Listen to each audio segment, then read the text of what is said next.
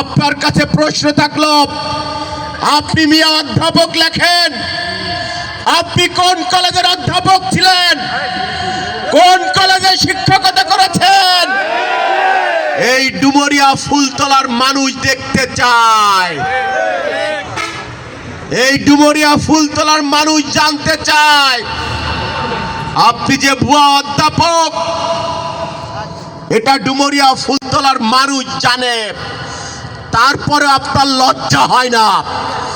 আপনার লজ্জা থাকলে আপনার নামের আগে আপনি অধ্যাপক লিখতেন না।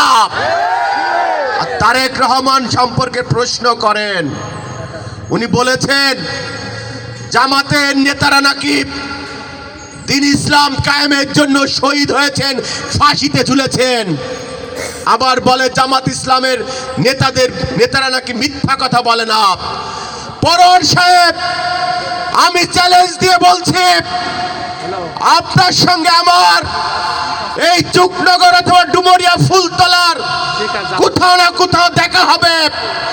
আপনার সঙ্গে দেখা হলে আপনার সঙ্গে আমার কথা হবে। আপনি বলেছেন জামাতের নেতারা দ্বীন ইসলাম কায়েমের জন্য, কুরআনের আইন বাস্তবায়নের জন্য তাদেরকে ফাঁসি দেওয়া হয়েছে।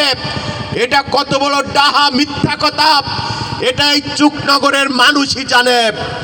কারণ 1971 সালে এই চুকনগরে যে বর্বরচিত হামলা হয়েছিল, গণহত্যা হয়েছিল, তার সাক্ষী হচ্ছে এই চুকনগরবাসী।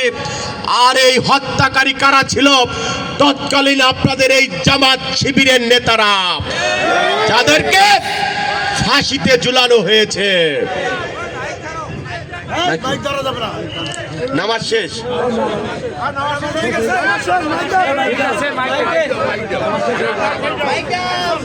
আপনি বলেছেন আপনার নেতারা, তাহলে আপনি প্রমাণ করুন আপনার নেতা যাদেরকে ফাঁসিতে ঝুলানো হয়েছে তারা বাংলাদেশের কোথায় কুরআনের আইন বাস্তবায়ন করার জন্য যুদ্ধ করেছে, সংগ্রাম করেছে? আপনার বলতে হবে। আপনার নেতাদের ফাঁসিতে ঝুলানো হয়েছে মানবতা বিরোধী অপরাধের কারণে। যারা 71 সালে গণহত্যা চালিয়েছে, আমার মা বোনদের ধর্ষণ করেছে, সেই অপরাধে তাদেরকে ফাঁসিতে ঝুলানো হয়েছে। তাদেরকে দ্বীন ইসলাম কায়েমের জন্য ফাঁসিতে ঝুলানো হয়নি। কাজে আপনি আবারও মিথ্যার আশ্রয় নিয়েছেন। আপনাকে চ্যালেঞ্জ করলাম, আপনি এর প্রমাণ দিয়ে যাবেন।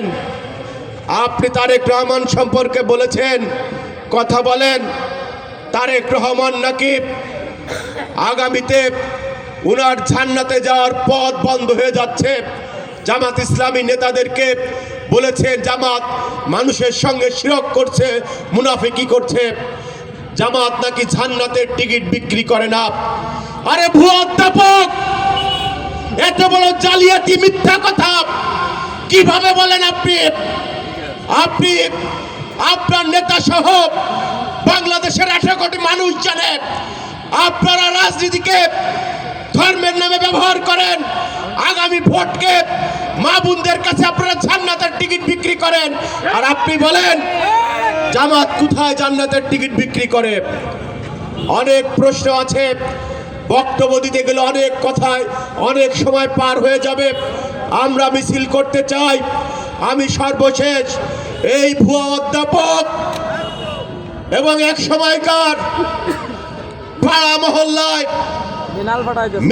মিলাদের নামে যিনি মৌলবি পানা করত, এই পরর সাহেবকে বলতে চাই, ভবিষ্যতে আমাদের নেতা জিয়া পরিবার সম্পর্কে কথা বলতে গেলে হিসাব করে কথা বলবেন।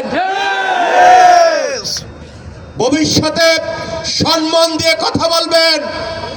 আমরাও কিন্তু অসম্মানজনক কথা বলতে পারি, আমরা আজ বললাম না, কিন্তু আগামীতে যদি আমাদের নেতা তারেক রহমান এবং তার পরিবারকে নিয়ে কোনো কথা বলা এই ডুমুরিয়া ফুলতলার মাটিতে হয়, আপনাদেরকে কিন্তু সাধারণ মানুষ ক্ষমা করবে না।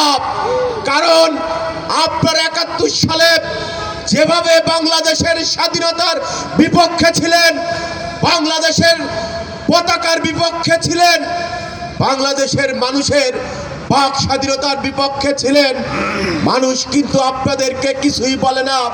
আপনারা যদি মনে করেন ২৪-এর বিপ্লবের পর আপনারা নতুন করে মুক্তিযোদ্ধার ইতিহাস, মুক্তিযোদ্ধার সংজ্ঞা, জাতীয় পতাকা, জাতীয় সঙ্গীত নিয়ে আপনারা আগামী দিনে পথ চলবেন, সে স্বপ্নে গুড়ে বালি। কারণ ২৪-এর জুলাই বিপ্লব আমাদের নেতৃত্ব হয়েছে, আপনাদেরকে কিন্তু আমরা খুলনার রাজপথে খুঁজে পাইনি। আমরা ১৭ বছর পুলিশের গুলির বিরুদ্ধে আমরা যুদ্ধ করেছি, সংগ্রাম করেছি, আওয়ামী লীগের বিরুদ্ধে যুদ্ধ করেছি, সংগ্রাম করেছি। আমরা ১৭ বছরে আন্দোলন সংগ্রামের মধ্য দিয়ে জাতীয়তাবাদী আদর্শের প্রতিটি নেতা কর্মী খাঁটি স্বর্ণে পরিণত হয়েছে। আর যদি ডুমুরিয়া ফুলতলার মাটিতে কোথাও দাঁড়িয়ে যদি আমাদের সিনিয়র নেতা নেত্রী সম্পর্কে কুরুচিপূর্ণ অসম্মানজনক কথা বলা হয়, তার দাঁত ভাঙা জবাব আমরা মুখে না, প্রয়োজনে অন্যভাবে দেওয়ার জন্য আমরা প্রস্তুত নিয়ে বসে আছি। সবাইকে ধন্যবাদ। এখনই মিছিল হবে। আগামী দিনে ইনশাল্লাহ 12ই ফেব্রুয়ারি নির্বাচনে বিএনপি জয়যুক্ত হবে, ধানের জয়যুক্ত হবে। স্লোগান হবে একটাই, স্বাধীনতার প্রতীক ধানের শীষ, মুক্তিযুদ্ধের প্রতীক ধানের শীষে ভোট চাই। স্বাধীনতার প্রতীক ধানের শীষে ভোট চাই, মুক্তিযুদ্ধের প্রতীক ধানের শীষে ভোট চাই। এটাই হবে আমাদের স্লোগান। যাতে এই স্লোগান শুনে এই মুক্তিযুদ্ধ বিরোধী রাজাকার আল বদরের প্রেতাত্মা, এই গোলাম পরোয়ারের হৃদকম্পন শুরু হয়। এভাবে এই স্লোগান আপনারা দিবেন। সবাইকে ধন্যবাদ। বেঁচে থাকলে আবারও দেখাবে ইনশাল্লাহ। ধন্যবাদ।